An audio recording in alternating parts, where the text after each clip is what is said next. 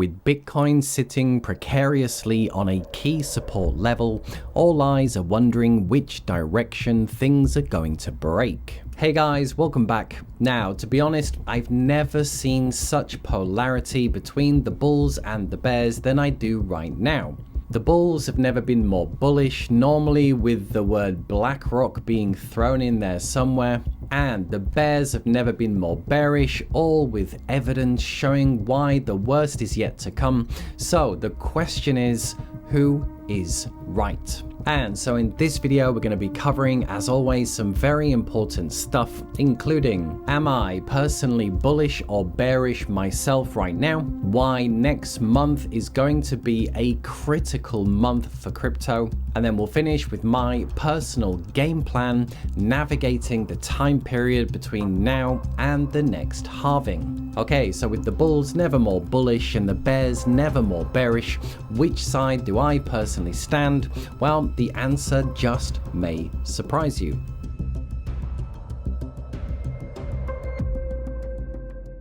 So here's the thing, let's start with the bull case. First, we have mega investment companies, BlackRock and Fidelity, who are pro-Bitcoin. They're trying to get products out to customers, and when they do, this will almost certainly skyrocket prices. Then we have the halving event, which historically, again, has sent prices skyrocketing. Then we have the banks being able to hold Bitcoin on their balance sheets and getting licenses for custody. Hong Kong opened its doors to crypto, billionaires buying crypto, 400 million users in crypto and growing exponentially. Over 50% of Fortune 100 companies now have blockchain initiatives. We have US presidential candidates pro-Bitcoin, US senators pro-Bitcoin, and on and on and on. The list of bullish developments just this year alone is ridiculous. So clearly I am bullish, right?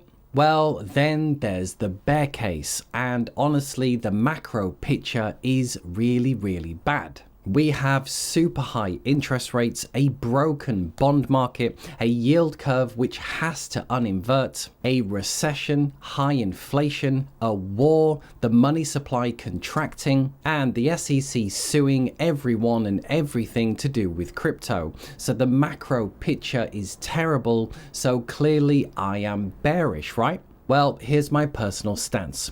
What I've learned from studying the billionaire investors, the best of the best, is that no one knows which way the markets are headed in the short term, not even any traders. As all they can say is that things, if it goes up, will be going here, and if it goes down, it'll be going here. So does it really add any value? And even guessing, you'll be right half the time. The markets are made up of millions and millions of buyers and sellers globally, all with different agendas and timeframes and strategies.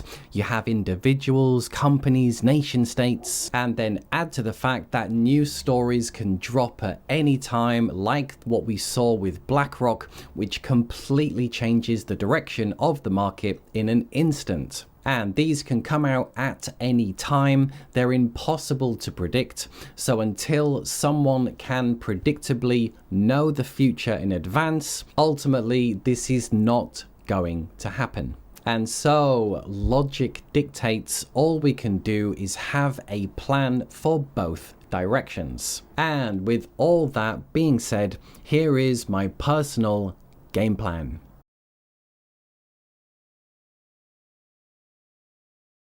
And so here it is, guys, a nice simple game plan which keeps me investing from a logical standpoint and out of reacting emotionally.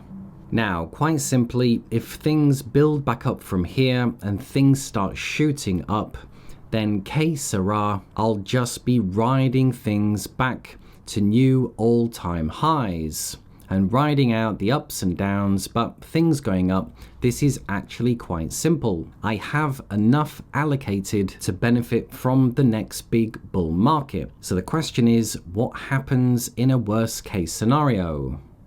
Well, my next buy level is if Bitcoin drops below this 25k level. So it obviously got very close to this recently, but I'm going to be patient as I think it's quite likely we see a drop below 25k. So between 20 and 25 of the money that I still have allocated in cash available for crypto, it will be 40% of that money.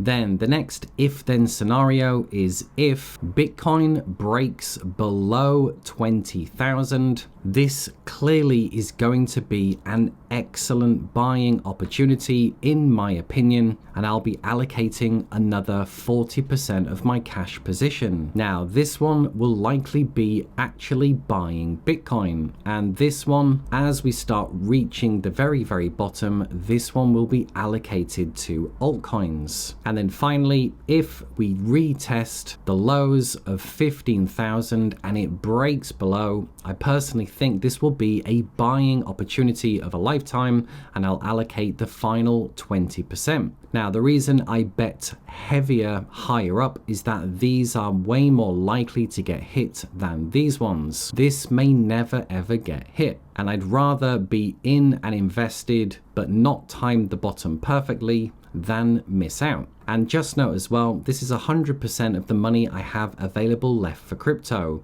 I also have 1 year's worth of expenses set aside to help manage the risk and manage the absolute worst case scenario. And sorry to all the people who are fully invested, but my personal preference is that we actually do drop below 25 and drop below 20 so I can build an excellent stack ready for the next crypto summer. So that's the nice simple game plan. And now let's talk about why next month is a critical month in crypto.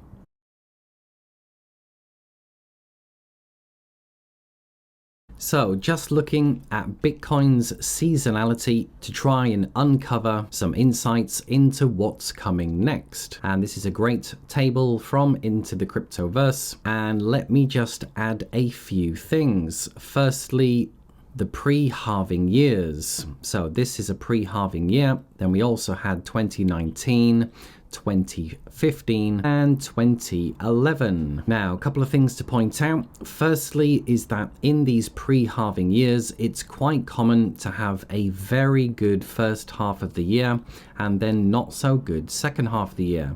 As you can see here, mostly green and mostly red. 2015 actually did in fact buck this trend, but then 2011 again mostly green and mostly red. And something we've talked about recently is that these August and September months tend to be bad months for the crypto market.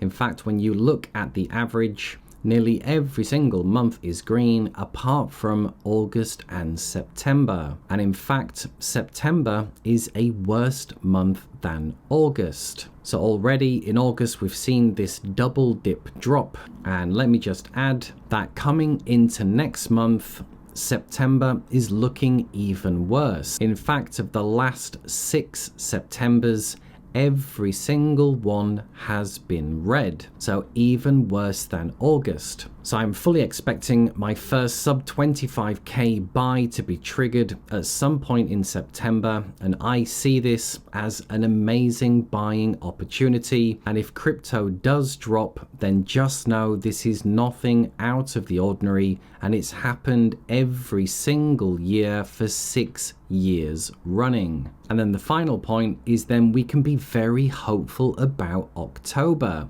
as check this out, of the last 1, 2, 3, 4, 5, 6, 7, 8 years, there's only been 1 red month.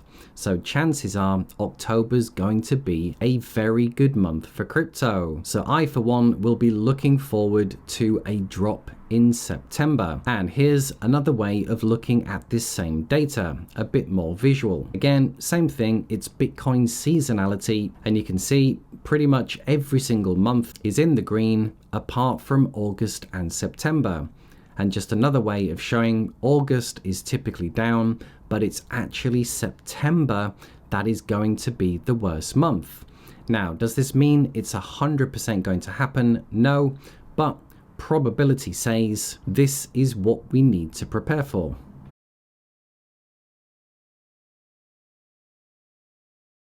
And so with tons of news and data points to be bearish on and tons of amazing developments to be bullish on, things in the short term really can break either way. So the only logical conclusion is to have a plan for both directions. When looking at Bitcoin seasonality, we saw that the last 6 Septembers have all been red months, and so Redtember appears to be the most likely outcome. And so for me, the game plan is quite simple. If prices build up from here, then great, que sera, I'll just ride things up to the top. However, my personal preference is that my sub 25k and 20k Bitcoin buys get triggered, and so I build my maximum stack ready for crypto summer, when everything begins to reverse. And finally, here's the exciting part. Due to the massive amounts of global debt that needs servicing, it's only a matter of time until rates have to come down, the money printer gets turned back on again, and then we're off to the races. So there you are, guys. Hope you enjoyed. Now, obviously, these are just my thoughts and opinions, and this game plan is not to be blindly copied, but just used as a reference point of many. But let me know your thoughts below. But remember, we are trying out the new Super Thanks commenting system below. So if you have a question or comment that must get read and replied to, or just to say thanks, then use Super Thanks below. And for now, just to say, if you did enjoy anything in the video, then drop a like, and a big thank you to everyone who does, and I'll see you in the next video. Bye for now.